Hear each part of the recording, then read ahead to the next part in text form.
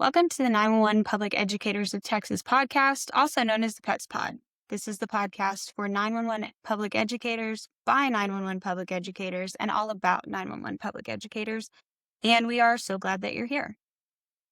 My name is Alyssa, and I will be your host today for our very first episode, episode 0, where we're going to introduce ourselves, explain why we started the podcast, and give you a sneak peek at what's coming up. So grab your coffee, settle in, and meet the voices behind the mic.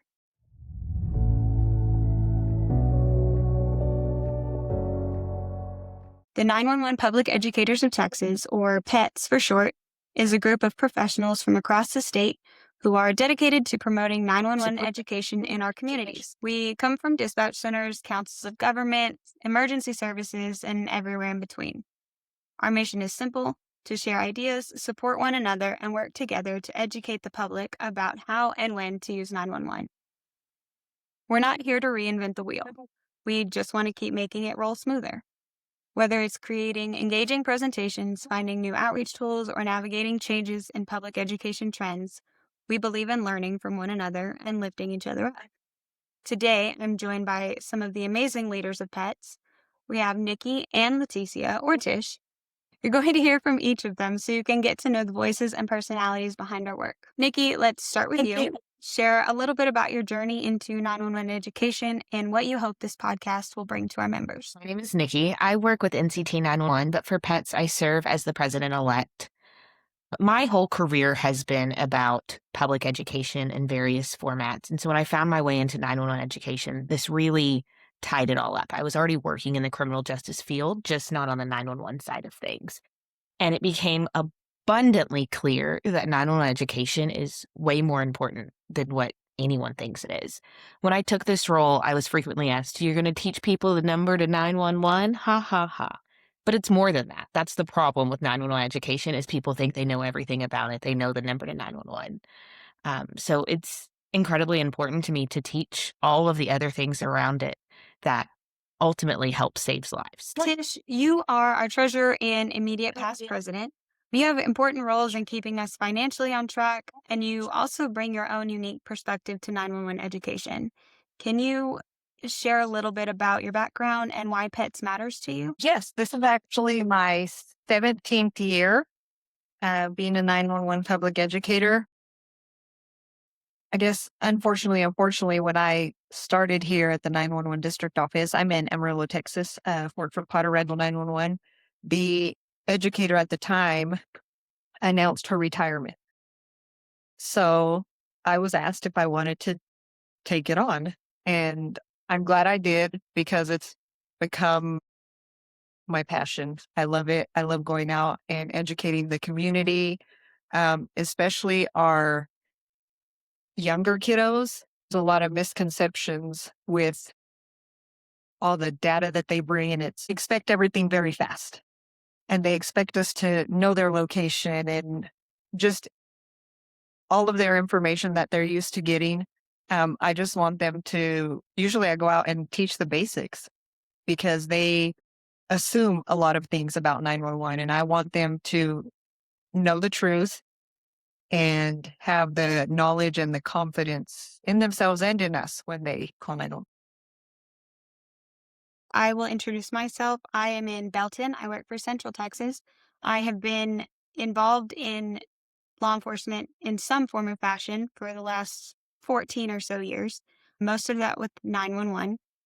I was a dispatcher and then went up through training, and now here I am at our district. I love the empowering side of public education. When you are teaching children or even senior citizens who may be scared of 911 or don't want to be a bother or maybe just don't feel like it's important enough to call 911, but then you provide the information in a way that empowers them to be able to call 911 and to get help when it's needed.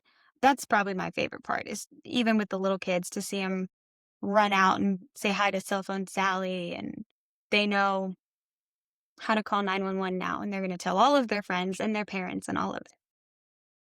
So that's kind of where I came come from when I decided to join Pets. So you may be asking, why this podcast? This podcast has been a long time coming. As 911 public educators, we often wear a lot of hats: coordinator, presenter, social media manager, event planner, sometimes even the mascot wrangler. But we don't always get the chance to share what we're doing, what we're working on, or even what we're struggling with. And that's where this podcast comes in. The Pet Spot is our way of saying, you're not in this alone. Whether you are putting together a school safety presentation, looking for ways to engage teens, or trying to get buy-in from leadership, we've been there. We'll be bringing new episodes every 1 to 2 weeks, each one focusing on a different theme. Some episodes will feature special guests or spotlights on members doing amazing work across the state. Others will deep dive into topics like building partnerships, handling tough questions from kids, or creative ways to use giveaways and games. We'll also cover real-world challenges, like balancing limited budgets, finding time for outreach, and adapting to changes in technology or laws that affect public education. Plus, we want to highlight success stories. Sometimes you just need to hear about something that worked for someone else to spark your own idea. And now that we've all introduced ourselves, let's have a little bit of fun and dig a bit deeper. I've got a couple questions here, some lighthearted, some a little more thought-provoking, and that anybody can jump in and answer. These aren't just for the sake of conversation. They're the kind of questions that can give our listeners a peek into what drives us, what challenges us, and what inspires us as public educators. So let's dive in. Somebody share one of your favorite public education projects that you've worked on. My current favorite public education project is the statewide campaigns. If you have not heard, at the beginning of this year, Pets has put together a committee to create quarterly statewide campaigns so that we're all sharing the same message at once. The idea behind it is the snowball effect. While we're all doing great work, if we're all chopping down at a different tree, it's going to take longer for the tree to fall. And so I've really enjoyed getting to collaborate with people across the state to make these big campaigns that are widely successful statewide. I'm on that committee, and it's a great time to see the collaboration of ideas come through, and then the product of that being seen on social media. Tish, if you could give one piece of advice to a brand new public educator, what would it be? It would be to do it.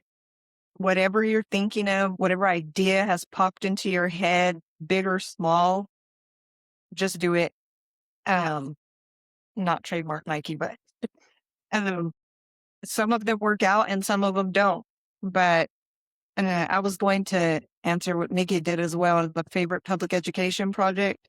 And what started out pretty small, and I didn't really know going into it what exactly I wanted it to be, going to the schools, because it took me a while to get into schools because they'd always say, we have 911, we have police and fire that come. And I'm like, no, that's not 911. But the past 2 years, we have our Know It Before You Need It, 911 Know It Before You Need It. And I already have 6 schools. Next month, I'll go every Friday. And we stay the entire day. Each class comes in every hour. We have different grade levels, but we have presentation that we follow. We have games. And so, yeah, that would be my advice to them is just do it. And if you start out small and evolve from there, then that's even better. Good advice. And I want to touch on something you said real fast. You mentioned that they said, oh, we already have 911, when they say they have law enforcement and fire coming in to teach the kids. And I think that that's a universal experience for a lot of us. Fire department comes in and they teach kids specifically about fire, right? Stop, drop, and roll. If you see flames, call 911. Or if you see smoke, get out. And law enforcement comes in and teaches things like stranger danger and internet safety. And 911 is always a footnote, right? It's always, call 911 if there's an emergency. But nobody ever talks about how to call 911, what to say, stay on the phone, the specifics of calling 911. And I think that we all kind of have that universal experience of just assuming that everybody knows dial 911 and that's it. when most Yes. education of 911 comes from the media, like the show or the movies, and it doesn't work that way. Yeah, my favorite thing at the school, there hasn't been one class that we've been in that one of the teachers hasn't been like, oh, I didn't know that. Oh, I didn't know that. Even text to 911, we've had it here since, oh my gosh, 2016. Mm. It's probably before that. It was probably before that. We've had it for a long time. And they still don't know you can text to 911. And we have 4 PSAPs, and only one of our PSAPs, if it's a medical emergency, our other 3 PSAPs have to transfer. Okay. And a lot of people don't know that. A lot of the adults don't know that if you have an emergency out in our county, you're going to be transferred to our larger PSAP. And so they don't know they're going to be placed on hold when they call 911. Just little things like that would help them, calm their nerves when they're a medical emergency, just knowing that, okay, this is going to happen. I'm going to get transferred. Nobody's hanging up on me, right? Oh, yeah. Yeah. Nikki, what's one behind the scenes thing about pets that people may not realize? I think it's the networking.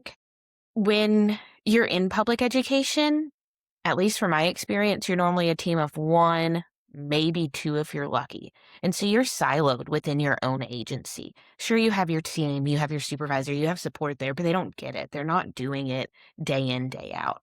And so it's nice to come together with other people who are doing it, who do get it, that you can talk to, that you can brainstorm off of. Sometimes your brain just gets stuck. You run out of ideas. You need something new, you need something fresh. So when you have those people that you've met that you can rely on and you can call to, that's what is so cool behind the scenes.